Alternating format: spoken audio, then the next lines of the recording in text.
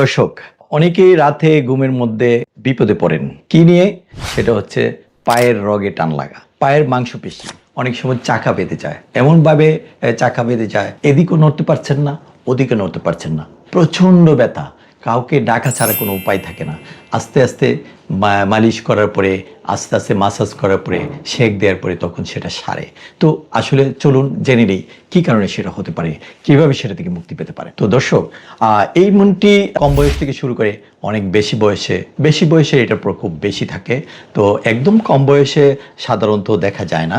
যাদের বয়স কম তাদের মাসেল ফ্লেক্সিবিলিটি অনেক বেশি থাকে, যে কারণে এটি কম হয়। যাদের ক্ষেত্রে বয়স একটু বেড়ে গিয়েছে তাদের ক্ষেত্রে বেশি হওয়ার কারণ হচ্ছে আমরা অনেকেই দৈনন্দিন কোনো ব্যায়াম করি না, আমাদের মাসেলকে স্ট্রেস করি না। আমাদের মাসেলটা আসলে একটা ইলাস্টিক ফাইবারকে যদি আপনি সংকোচন প্রসারণ না করান, আপনি একটা রাবারকে যদি দীর্ঘদিন এক জায়গায় ফেলে রাখেন, সেটাকে উঠিয়ে কয়েকদিন পরে যদি আপনি হঠাৎ করে টান দিতে যান, দেখবেন যে এটা আটকে গেছে বা ছিঁড়ে গেছে। আপনি যখন আবার কয়েকবারে ফ্লেক্সিবল করে, অর্থাৎ এইভাবে সংকোচন প্রসারণ করে আস্তে আস্তে যখন করবেন, দেখবেন যে অনেক লম্বা করতে পারছেন। তো আমাদের মাংসপেশি, পায়ের মাংসপেশি ঠিক সেরকম।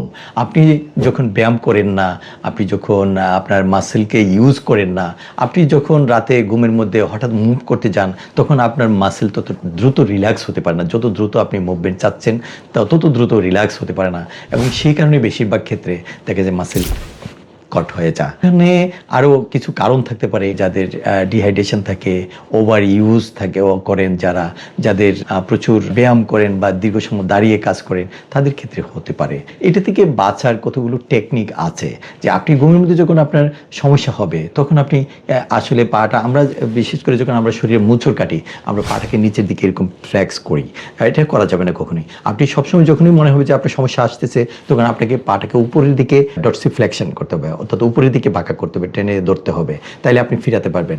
আর অথবা হয়ে গিয়েছে, তাহলেও আপনি চেষ্টা করবেন সেটা করতে, পাটাকে উপর দিকে রাখতে, তাহলে দেখবেন যে আপনি সেটাকে মিনিমাইজ করতে পারবেন। তারপরে একটু গরম সেক দেওয়া উচিত, একটু ব্যায়াম করা উচিত, অর্থাৎ কাপ মাসেলের স্ট্রেচিং এক্সারসাইজ। আপনি অবশ্যই একজন ডক্টরের শরণাপন্ন হয়ে আপনি যদি স্ট্রেচিং এক্সারসাইজটা শিখে নেন, তাহলে কিন্তু আপনি সেটা থেকে বাঁচতে পারবেন। কোন টেকনিকে আপনাকে ফিরানো যায়, এটাকে প্রিভেন্ট করা যায়, সেটা শিখে নেওয়া উচিত। আপনার অবশ্যই কোনো কারণ আছে কিনা সেটার পেছনে, সেটা জেনে নেওয়া উচিত, এবং সেটাকে কন্ট্রোল করে সেভাবে আপনি যদি ট্রিটমেন্ট নেন, অবশ্যই আপনি সফল হবেন। এই ধরনের বিপদ থেকে আপনি বেঁচে যাবেন। অনেক সময় কিন্তু মাংসপেশি এতে ছিঁড়েও যায় এবং হেমাটোমা হয়ে যায়, রক্ত জমে যায়, তখন এটা খুবই ডেঞ্জারাস। তো কাজেই যদি কারো পক্ষে এরকম বেশি হয়, তো প্রথমে যেটি করা উচিত সেটা হচ্ছে যে কোল্ড কম্প্রেশন, ঠান্ডা সেক দিতে হবে। আর কখনই ভুলে যদি এই ধরনের আঘাত পান, আঘাতের পরে কখনই গরম সেক দিবেন না, ঠান্ডা সেক দিবেন এবং রেস্টে থাকবেন, একটু ব্যথার ওষুধ খাবেন। তাতে সম্পূর্ণ না হলে অবশ্যই ডক্টরের কাছে আসবেন এবং ডক্টরের কাছ থেকে সমাধান চাইবেন। ধন্যবাদ, আজকে এখানেই শেষ।